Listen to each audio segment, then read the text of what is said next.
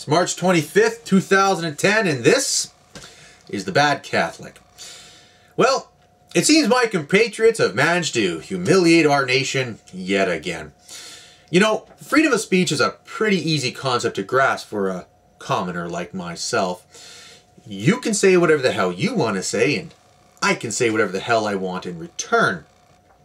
And if you're a complete idiot, you'll reveal that on your own, and the rest of us can freely refuse to dignify you by ceasing all oral engagement with you in the future. But there are people that are far too clever to accept such an environment of intellectual rigor and independence. You see, intimidation in the defense of freedom of expression is far more lucrative than simply trusting the people to practice the concept on their own. You see, I live in the liberal fascist state of Canada. We have delightfully repressive human rights tribunals to back up idiotic hate crimes legislation here. I say it's lucrative to suppress free speech because in order to protect the people from themselves, one must hire thoroughly politically indoctrinated, unaccountable civil servants with exorbitant salaries to enforce their state-sanctioned opinions. But I digress. The controversial Ann Coulter is feeling the wrath of the true rule of political correctness, now dubbed democracy, in Canada. I've posted 3 links in the info box, wherever the hell they are now, for your perusal. Now, personally, I feel Ann Coulter is one of those idiots that shows themselves to be as much, just given the opportunity to let her talk for more than 5 seconds. But there's a difference between choosing not to purchase her books, read her materials, attend her events, watch her on YouTube, and threatening violence and legal action against her for her ideas.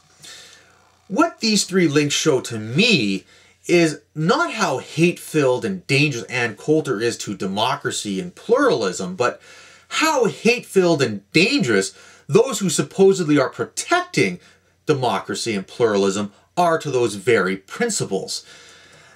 Apparently, Ms. Coulter said some stupid comment, surprise, surprise, about some Muslim girl riding a camel instead of an airplane.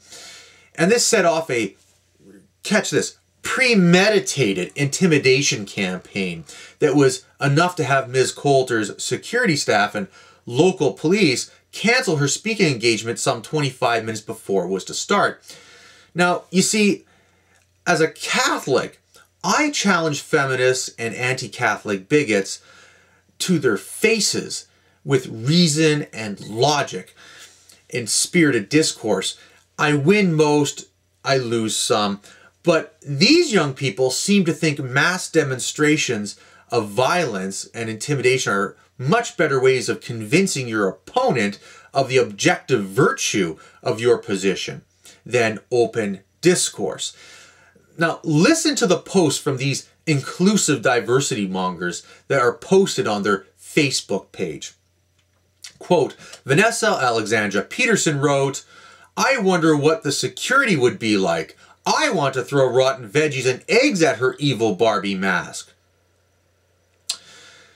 Sarif Latif wrote, "Somebody needs to throw a pie at her during her speech like they did at the University of Arizona."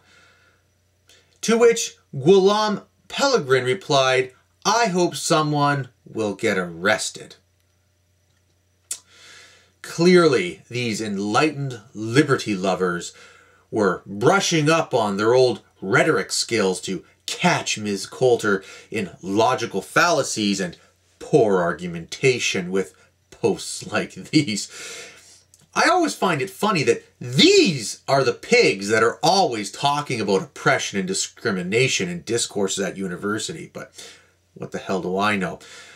But it shouldn't surprise us really, because when one actually makes a university career out of studying all the ways one is repressed, it isn't too hard to believe that such a person would be able to utilize those skills most effectively themselves.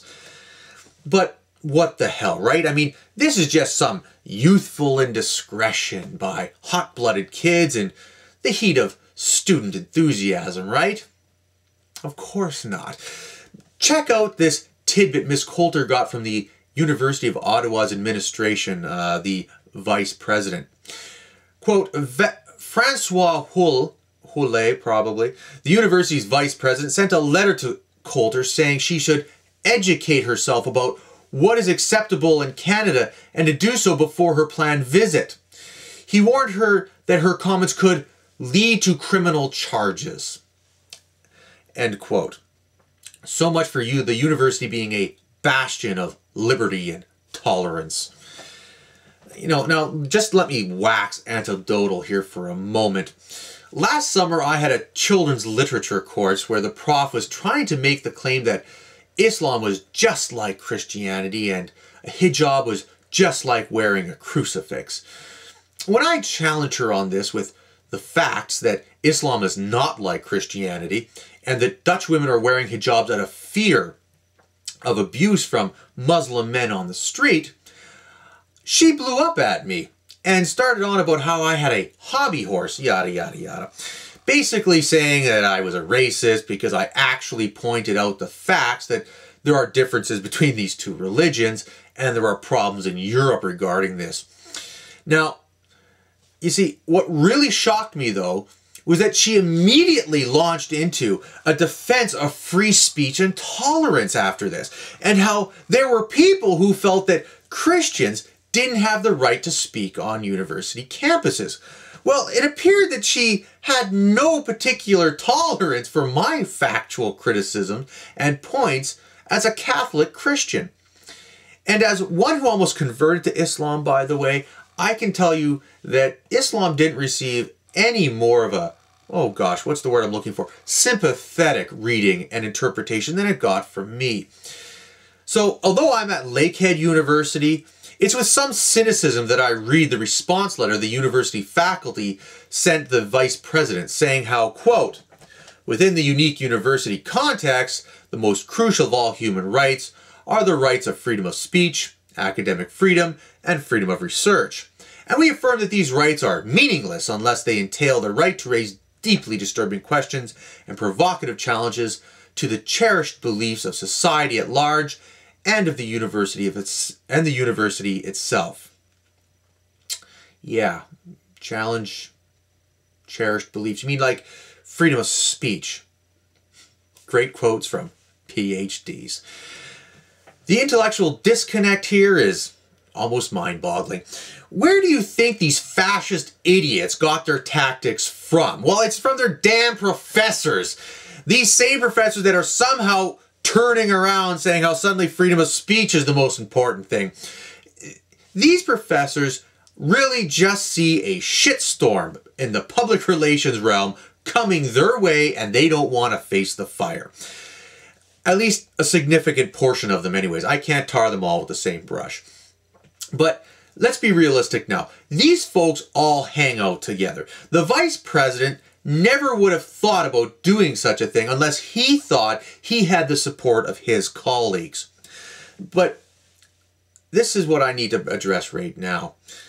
The mentality of these people in general is best illustrated by some protesters in Calgary today against Miss Coulter's speech there. I quote, Malik Hamad, 18, a Palestinian Muslim, notice not described as a Canadian Muslim, said, those comments are offensive and hateful. I'm protesting the hate speech, she said, and that it did offend me. Yes, because freedom of speech really means self-esteem building. But this is the ringer for me. Quote, I think she has the right, but the right is not carte blanche, said Kyle Thorpe, a University of Calgary law student, sporting a shirt that read, free speech equals free hate. With a T like that, what more could I say? My country is dying. This has been The Bad Catholic because, hell, somebody's got to say it. Ave Maria.